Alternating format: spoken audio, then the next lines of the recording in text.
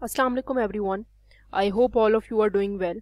सो इस वीडियो के अंदर हम लोग डिस्कस करेंगे अल्फ्रेड लॉर्ड टेनिसन की पोइम ब्रेक ब्रेक ब्रेक। इसकी लाइन बाय लाइन स्टडी करेंगे, इसकी समरी को डिस्कस करेंगे और कुछ मेजर अंडरलाइन थीम्स को भी स्टडी करेंगे। So let's begin with the first stanza.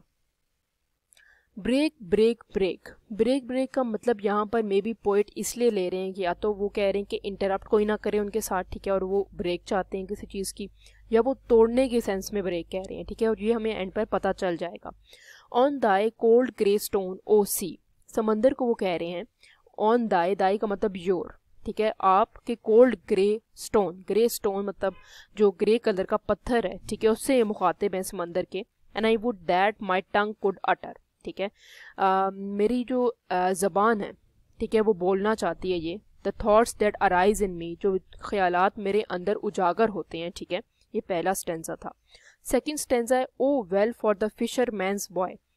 ठीक है, कितना जो फिशरमैन बॉय उनको दूर से नज़र आ रहा है, वो बेसिकली समंदर के किनारे खड़े हैं पोइट, और वो बता रहे हैं कि फिशरमैन बॉय जो है, जो माहीगीर जो मछलियाँ पकड़ने वाला जो बंदा होता है, उसका बेटा जो है वो किधर वो खेल रहा है, that he shouts with his sister at play, और वो बहुत ज़्यादा चिल्ला रहा है अपनी बहन के साथ खेलते हुए। O well for the sailor lad, जो सेलर है, जहाँ पर सी मैन में एक जो बंदा होता है शिप वगैरह या बोट वगैरह चलाता है, उसका जो बेटा है, लैड का मतलब है बॉय, लड़का, that he sings in his boat on the bay, वो जो है वो गा रहा है कश्ती के अंदर या बोट के अंदर, ठीक है, बे का मतलब होता है खलीज, या जिसको हम कहते हैं कि जो एक एरिया होता है विद इन दी जो है सी के अंदर, जजीरा जिसको कहते हैं। And the stately ship go on, stately का मतलब होता है एक स्टेट फॉर्म में चल रही है शिप, ठीक है, एक नॉर्मल फॉर्म में चल रही है, ठीक है। To their haven until the hill, haven का मतलब होता है पनाह का, ठीक है, अपनी हेवन अपनी पनाह की जगह, अंडर द हिल मतलब माउंटेन्स के नीचे। But O for the touch of vanished hand, मगर क्या होता है कि एक जो हैंड जो नज़र नहीं आ रहा, उसका हल्का सा टच जो है, and the sound of voice that is still, और वो एक आवाज़ जो दिमाग में गूंज रही है, जो कि बिल्कुल स्टिल है लेकिन गूंज रही है। ब्रेक ब्रेक ब्रेक, वो कह रही है कि ब्रेक लो, रेस्ट करो, या फिर ब्रेक वो आपको इंटरप्ट कर रही है। At the foot of thy crack, crack का मतलब होता है क्लिफ, कोई भी जगह किनारा हो सकता है, ठीक है, ओ सी समंदर का। But the tender grace of a day that is dead, मतलब जो एक सॉफ्ट सी ग्रेस है इस दिन की, ठीक है, वो सॉफ्ट सी एक चीज़ है, वो मर चुकी है, will never come back to me, वो मेरे पास वापस कभी नहीं आएगी, ठीक है। तो मे बी ये किसी डेड वंस की बात कर रहे हैं, एक बंदा है जो लॉस ऑफ लव वंस है, ठीक है, वो मर चुका है और वो मेरे पास कभी भी वापस नहीं आएगा।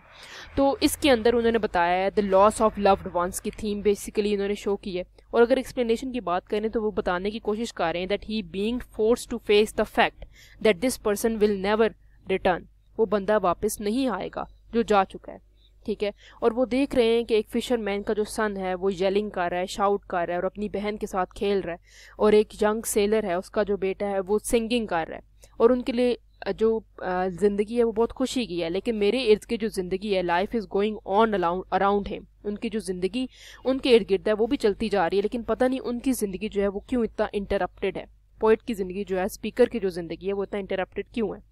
The speaker also notices some larger boats sailing and considers imaginatively that they are headed to a better world। Poet के अकॉर्डिंग जो आगे इर्द गिर्द उसके करीब बोट्स जो हैं या कश्तियाँ जो हैं वो चल रही हैं, उनको लगता है कि वो भी एक अच्छी दुनिया की तरफ जा रही हैं, जैसे कि एक बंदा जो उनका लव वन था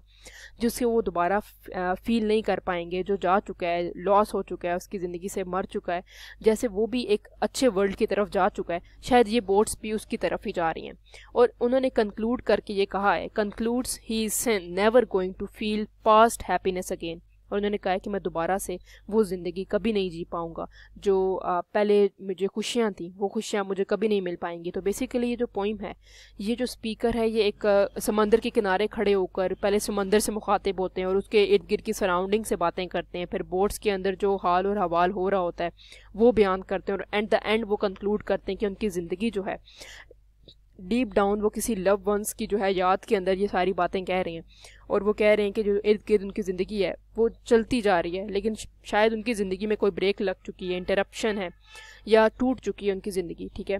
किसी लव वंस की जाने की वजह से। So that's all from my side. If you have any queries, you can ask me in the comment section, and if you really want to add something in my explanation, you can surely give me some explanation in the comment section. Please show some support, and thank you so much for watching.